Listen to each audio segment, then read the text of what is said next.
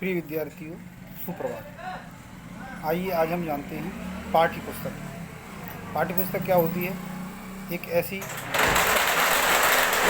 सभी प्रकार के पाठ्यक्रम के अनुसार सभी प्रकार के विषय वस्तुओं को संकलित किया जाता है, उसे हम पाठ्य पुस्तक कहते हैं।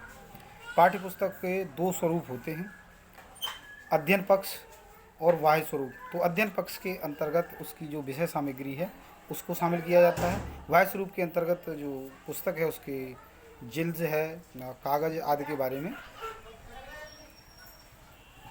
हम जानते हैं। तो सबसे पहले पाठ्य पुस्तक का जो एक अच्छी पाठ्य पुस्तक है उसमें क्या गुण होनी चाहिए, हम उसके बारे में जानना चाहेंगे। तो सबसे पहले है उद्देश्य पूर्ति। जो हमारी पाठ्य पुस्तक है वह ऐसी होनी चाहिए जो हमारे उद्देश्य को पूरा करती है। उद्देश्य तात्पर्य हमारा जो पाठ्यक्रम दिया है उस पाठ्यक्रम के अनुसार क्या हमने अपनी विषय वस्तुओं को उसमें शामिल किया है। तो एक पहला बिंदु है कि हमारा उद्देश्य पूरा हो, अच्छे से हम उसको हमारे उद्देश्य को पूरा कर सकें। एक ऐसी पाठ्य पुस्तक हमारे बच्चों के लिए उपलब्ध होनी चाहिए। नंबर 2 है भाषा कौशल। हमारी जो पाठ्य पुस्तक है उसके अंदर भाषा सरल और ऐसी होनी चाहिए जो बच्चों को आसानी से समझ में आ जाए। ऐसे इस प्रकार के शब्द यदि उसमें जोड़ने पड़ जाएँ जो बहुत कठिन है, तो उसका जो हमारे जो नोट्स में लिखा हुआ ना चाहिए कि इसका अर्थ ये है। हमारी जो क्षेत्रीय भाषा है उसका भी उसमें जहाँ तहाँ प्रयोग होना चाहिए ताकि बच्चे उसको आसानी से समझ सकें। अब है संतुलित पाठ्यक्रम। जो हमारा पाठ्यक्रम है उसके अनुसार ही संतुलित पाठ्य वस्तुओं को उसमें दिया जाना चाहिए। बहुत ज़्यादा बड़ा चढ़ा कर ना हो और पॉइंट टू पॉइंट उसमें सारी प्रकार की जानकारी हमारे बच्चों को मिलनी चाहिए। उसके बाद फिर हमारा जो बाह्य पक्ष है उसकी बात करेंगे। तो बाह्य पक्ष में हम देखेंगे जो उसका आकार है वो कैसा हो, ना बहुत ज़्यादा बड़ा हो ना ज़्यादा छोटा हो। जो स्टैंडर्ड साइज़ है वो 8x6 का होना चाहिए ताकि उसको हमें लाने ले जाने में और बच्चों को रीडिंग करने में आसानी हो। उसके बाद है फिर उसकी जो डिज़ाइन है वो कैसी होनी चाहिए, का आकर्षक डिज़ाइन होनी चाहिए ताकि बच्चे उसको देखकर आसानी से पढ़ सकें, आकर्षित हों। और उसके बाद जिल्द है। जिल्द एक अच्छी प्रकार की जिल्द उस पर लगी होनी चाहिए ताकि बार बार किताब ना फटे, क्योंकि हम जानते हैं यदि किताब फट जाएगी तो उसके कागज़ अस्त व्यस्त हो जाएंगे और अस्त व्यस्त होने पर बच्चे उसको पढ़ने में असमर्थ होंगे। जैसा कि हम जानते हैं यदि कोई चीज़ अच्छी तरीके से रखी हो तो हम उसको अच्छे से पढ़ते हैं, और यदि वो अस्त व्यस्त हो तो हमारा पढ़ने का मन नहीं करता है।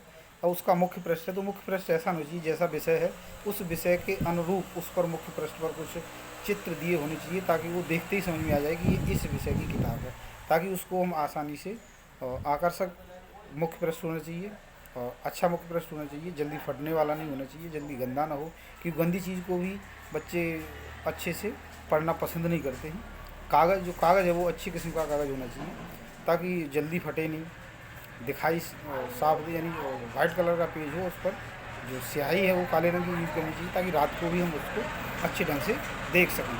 उसके बाद अभी छपाई जो टंकण है वो कैसा होना चाहिए। टंकण में जो अक्षर हैं त्रुटि नहीं होनी चाहिए, किसी प्रकार की त्रुटि ना हो, ताकि यदि त्रुटि होगी तो बच्चे उस त्रुटि को देखकर कन्फ्यूज हो जाएंगे। तो कन्फ्यूज ना हो इसलिए त्रुटि ना हो। और जो उसका साइज़ है वो एक स्टैंडर्ड साइज़ होना चाहिए, बहुत छोटा साइज़ नहीं होना चाहिए, क्योंकि छोटा साइज़ होगा तो बच्चों की जो आँखें हैं उस पर फिर इफेक्ट पड़ता है। रात में दिन में हर समय वह देख सके ऐसा एक साइज़ होना चाहिए। बहुत ज़्यादा छोटा होगा तो बच्चे की जो आँखें हैं वो है प्रभावित हो सकती हैं। उसके बाद है फिर मूल्य। तो जो मूल्य है वो एक सामान्य मूल्य होना चाहिए, बहुत ज़्यादा मूल्य नहीं होना चाहिए ताकि सभी विद्यार्थियों को उपलब्ध हो सके। वैसे हमारी जो भारत सरकार है या राज्य सरकारें हैं, हरियाणा सरकार है, उसने जो हमारी स्कूल्स हैं उसमें अपनी बोर्ड की किताबें लगवाई हुई जिसका मूल्य बहुत ज़्यादा नहीं है। लेकिन मूल्य ज़्यादा ना है इसका मतलब ये नहीं कि हमने उसके कागज़ की क्वालिटी को कम कर दिया। कागज़ की क्वालिटी भी बहुत अच्छी होनी चाहिए।